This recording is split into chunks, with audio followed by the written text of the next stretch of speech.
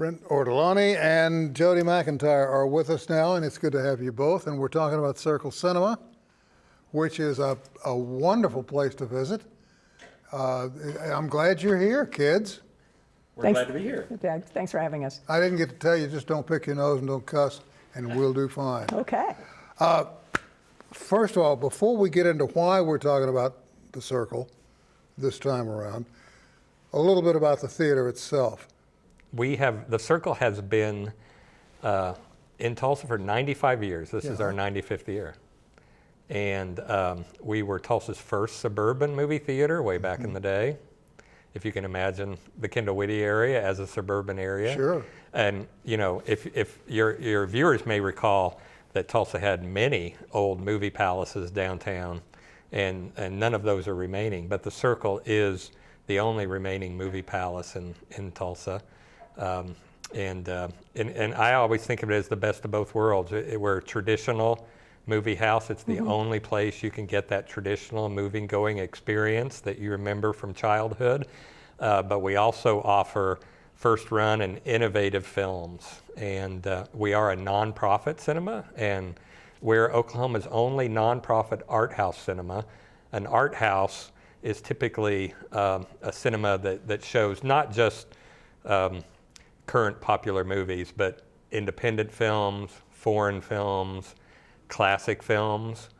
On the second Saturday of every month, we show a silent film in the morning, and that's accompanied by a live theater pipe organ, and that's popular. We offer repertory films, which are older classic films that we bring back. All kinds of genres, everything from anime to cult and horror films, to some blockbusters. And of course, we just are ending a very successful 8-week run of Killers of the Flower Moon, which your viewers are no doubt aware of. Yeah. And our theater is actually situated at the vortex of 3 tribes. It's where 3 tribes come together, the Cherokee, Osage, and Muskogee Creek.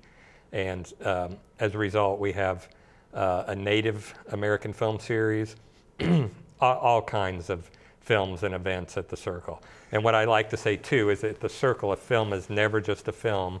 It's usually associated with an event, whether that's a panel discussions of subject matter experts or live remarks by the filmmakers, or a musical performance, or audience participation. And our annual tradition this time of year is White Christmas sing-alongs during the month of December. So we'll be seeing the film White Christmas as well. You see the film, and then when the musical number starts, the lyrics come up at the bottom, and you sing along. You're part of it. You got a bouncing ball? It's almost like a bouncing ball, yeah. Yeah, in this case it would be a bouncing snowball, but it's a bouncing ball, yeah. That's cool. So yeah, and we have trivia questions complete with, oh, they're on video. Great prizes we have, I'll show those again. Do a lot of trivia. People come dressed up. They like to dress up as the Haynes sisters, you know, to do the sisters number, and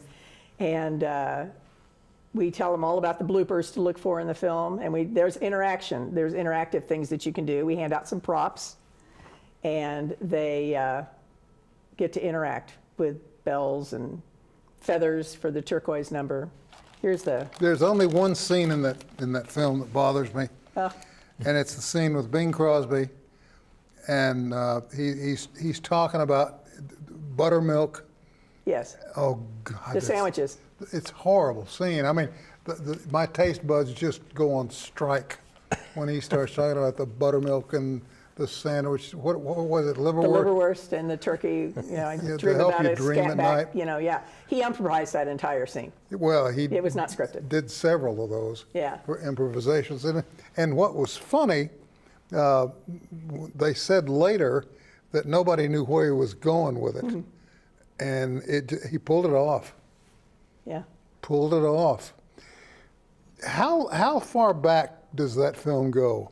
Well, it was made in '54, but it was originally, the song originally was in an earlier, I think it was 1942 film called Holiday Inn. Yeah, with when- Bing Crosby and Fred Astaire. And when, well, I'm going to step in on that one because I've read accounts that said Fred Astaire, you're right, I've got my facts wrong.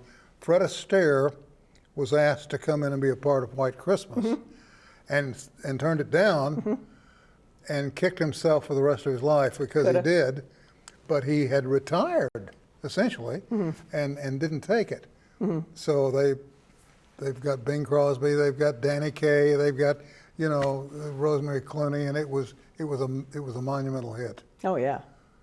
Well, originally they went from Fred Astaire to Donald O'Connor, and they actually filmed some scenes with Donald O'Connor, and then he got sick because one of his recent co-stars had given him a rare disease. It was called Q disease, and he got it from Francis the Talking Mule. Oh, you're kidding. Yeah. Well, one should never date a mule. There were some other things that I did a little background check on this because I was a little puzzled.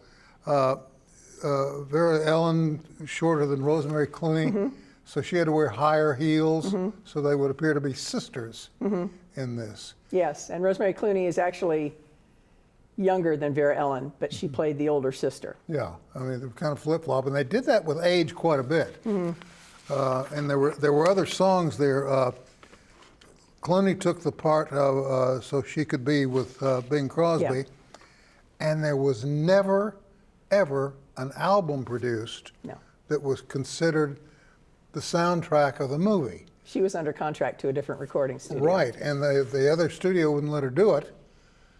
And the only way you'll ever see them together is when they sing in this film. Which I found that astounding. They were so tight Yeah. and anal retentive back then. Yeah, they were pretty strict.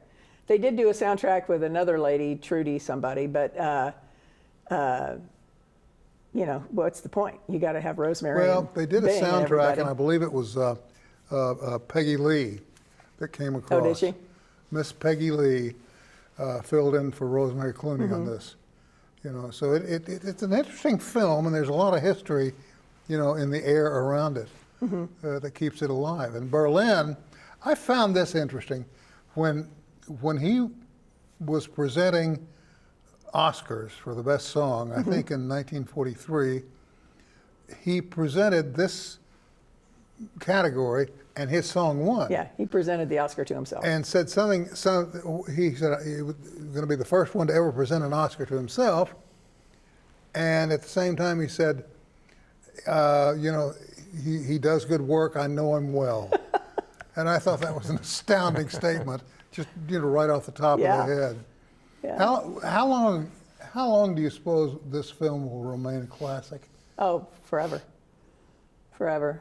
It's just, you know, the cast that's in it, Bing Crosby and Rosemary Clooney and Danny Kaye and Vera Ellen, the Irving Berlin songs, the fact that it's shown on TV, you know, quite a bit.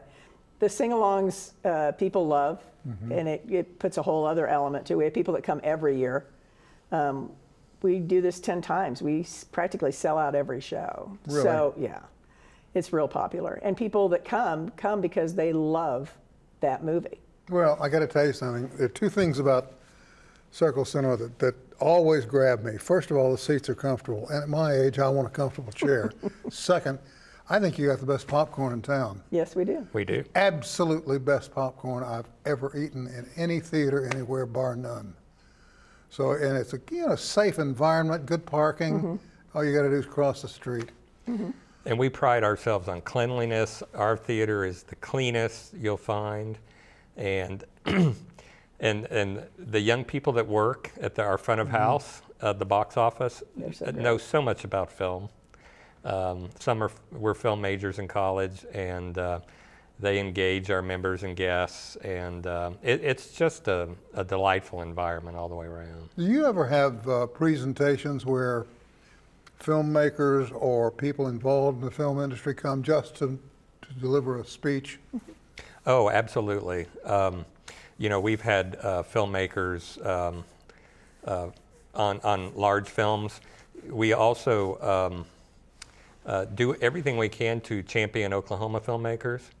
And we have a program called Real Indie, where if an emerging filmmaker doesn't yet have a contract with a distributor, we can work with them and bring their film to life on the big screen, and that's free to them, and we split the ticket proceeds with them.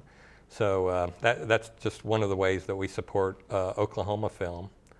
And we help them with marketing, and we help them build an audience and kind of give them a little push towards distribution. Sure. One more time, when does White Christmas start? Friday, December 8th is the first one. And on the next 2 weekends, it's Friday evening, Saturday matinee, Saturday evening, Sunday matinee. And then the last weekend is Friday the 22nd at 7:30, and then the Saturday the 23rd at 2, and then that's it. That's it for the year. Yeah. Well, those times are long gone, but you can slip into a comfortable seat with great popcorn and truly enjoy the whole masterwork. Thank you all for coming by. Thank you. Thank you, Sam. Really do appreciate it. And Thank you. if you're smart, you'll go see it. I know you can see it on channel whatever. It's not quite the same thing.